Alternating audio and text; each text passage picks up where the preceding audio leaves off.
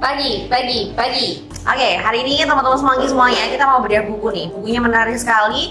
Judulnya adalah Digital Marketing Strategy yang disampaikan atau ditulis oleh Bay Ahmad Affandi dan kawan-kawan. Nah, kali ini kita mau membahas sesuatu hal yang berbeda nih dan belum pernah kita bahas sebelumnya. Kita akan membahas terkait dengan video marketing di era digital. Sebelumnya perkenalan dulu Kak. Boleh, perkenalkan nama aku Rosa dari Marketing Coach Shop Indonesia. Dan saya Afifa dari Marketing Coach Shop Indonesia. Oke, karena kita hari ini cuma berdua doang, kita akan membahas satu subbab yang penting nih dan lumayan bisa ngasih insight ke teman-teman terkait dengan video marketing di era digital. Seperti yang kita tahu ya, di era digital ini kita punya banyak banget platform, apalagi sosial media yang digunakan untuk nge-share informasi dan konsumsi video itu seiring dengan waktu itu selalu meningkat drastis ya. Kenapa seperti itu? Salah satunya karena adalah kita sebagai orang Indonesia itu sesuai dengan data yang dikumpulkan oleh riset itu memang kita punya literasi yang rendah sehingga orang memang lebih suka visual yang bergerak dibandingkan dengan gambar ataupun foto.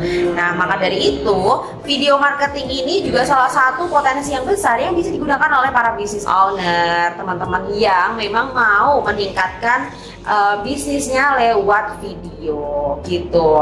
Nah, di hari ini kita akan membahas pertama terkait dengan keunggulan ya. Kalau kita bahas soal keunggulan tadi udah aku sebutkan ya. Yang pertama keunggulannya adalah menarik perhatian dengan cepat gitu ya. Jadi dibandingkan dengan gambar, memang informasi yang ditaruh di video itu memang lebih beragam ya. Karena di dalamnya ada gambar, ada tulisan, ada suara, ada teks yang mana semua indera memang digunakan untuk tertuju pada satu gitu. Jadi memang dia lebih terpusat perhatiannya dibandingkan hanya menggunakan satu visual gitu.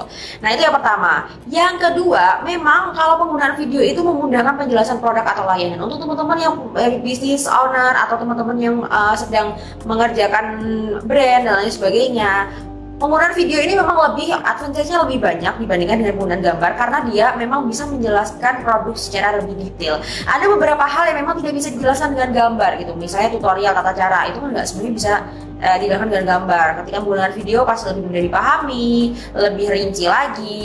Dan tentunya teman-teman juga hasilnya lebih impactful lagi. Yang kedua adalah memperkuat hubungan dengan konsumen. Seperti yang kita tahu bahwasanya kalau penggunaan video itu pasti di dalamnya ada person nih, ada person, ada sesuatu hal objek, subjek dan juga jadi ada komunikatornya gitu ya.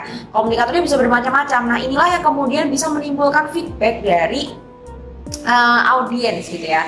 Jadi memang di balik layar tuh ada secara emosional itu terbangun gitu loh dengan audiens gitu. Nah, tentunya dalam penggunaan video marketing ini banyak sekali ya cara yang bisa dilakukan. Nah, nantinya itu kita juga akan menjelaskan tentang dasar-dasar produksi video untuk pemasaran. Ini dasar-dasar ya, hal-hal penting apa sih yang sebenarnya diperlukan ketika teman-teman tuh mau menyusun sebuah video. Nah, hal itu akan disampaikan sama Mbak Afifa. Kira-kira seperti apa akan kita simak. Oke, jadi untuk video marketing ini tentu saja nggak bisa dibuat dengan asal-asalan ya. Jadi memang dia harus perlu susunan planning atau rencana videonya mau dibuat seperti apa, kemudian apa yang mau di highlight di dalam video itu, kemudian target dari videonya itu siapa, penontonnya siapa aja. Jadi memang harus sudah ditentukan dari awal pembuatan video marketing itu sendiri. Lalu, nah dasar-dasarnya ini itu yang pertama ada penyusunan konsep dan naskah. Nah, sebelum kita ke penyusunan konsep dan naskah, tentu saja kita yang pertama harus ada dan dilakukan itu adalah ide ya. Ide itu sangat penting sekali untuk pembuatan video marketing ya. Ide apa yang akan bisa kalian cetuskan nih ketika mau membuat video. Nah, lalu baru kalian masuk nih ke tahapan penyusunan naskah dan konsep. Nah, untuk penyusunan naskah dan konsep ini adalah salah satu proses produksi yang paling awal sendiri karena supaya nantinya video marketing ini sudah terstruktur dengan baik gitu ya. Mulai dari awal video sampai dengan CTA atau call to action. Ya, jadi memang harus diperhatikan nih penyusunan konsep dan naskah, baik teks-teksnya yang akan muncul di video itu ada apa aja, kemudian footage atau video-video apa aja yang akan masuk di dalamnya. Lalu ada juga mungkin kalau misalnya kalian mau pakai talent ketika membuat video marketing, itu juga bisa ditentukan langsung pada saat tahapan awal gitu ya. Lalu setelah itu yang paling penting kedua adalah pencahayaan nih. Pencahayaan itu penting banget karena di dalam video marketing ini nggak mungkin kan kalian membuat video dalam kondisi yang tidak ada pencahayaan gitu ya. Jadinya orang mau lihat apa, karena kan gelap-gelapan gitu ya. Jadi nggak bisa tuh kalau misalnya kalian membuat video marketing ini tanpa adanya pencahayaan yang baik gitu ya. Lalu yang ketiga adalah kualitas suara. Jadi pastikan ketika kalian membuat video marketing ini kualitas suaranya itu sudah bagus ya. Jadi jangan asal ngomong nih, misal kalian udah terlanjur bikin video, udah ngomong banyak gitu ya tentang produk atau jasa dan layanan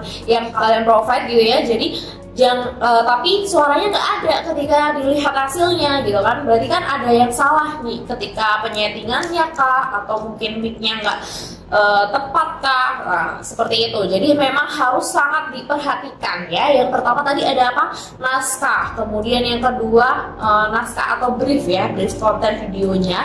Kemudian yang kedua ada pencahayaan.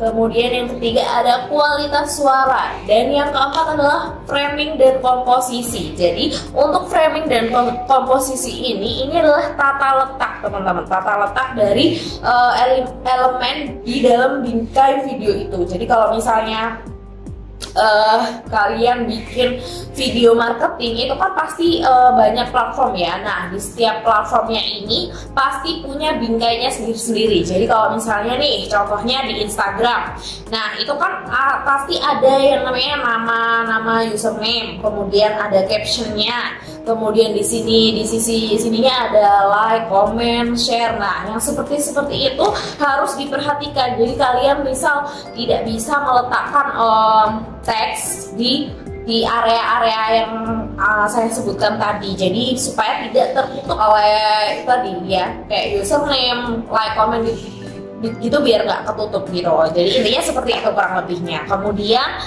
selanjutnya adalah pengeditannya. Ini yang perlu diperhatikan juga.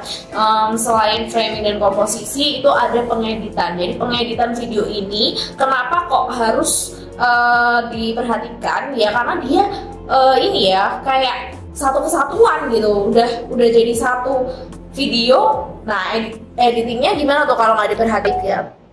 Gimana sih gue? Gitu ya teman-teman, maaf saya agak ngap dikit. Nah, kayak gitu. Gimana ketika pengeditan ini proses menyatukan klip-klip satu dengan klip-klip yang lain, gitulah intinya ya. Betul sekali, itu dia teman-teman ya, singkat terkait dengan video marketing. Sebenarnya ada beberapa hal yang perlu kita sampaikan lagi terkait dengan video marketing, tapi kita akan lanjut di part 2 ya, karena ini sudah 8 menit 28 detik. Oke, see you di video berikutnya.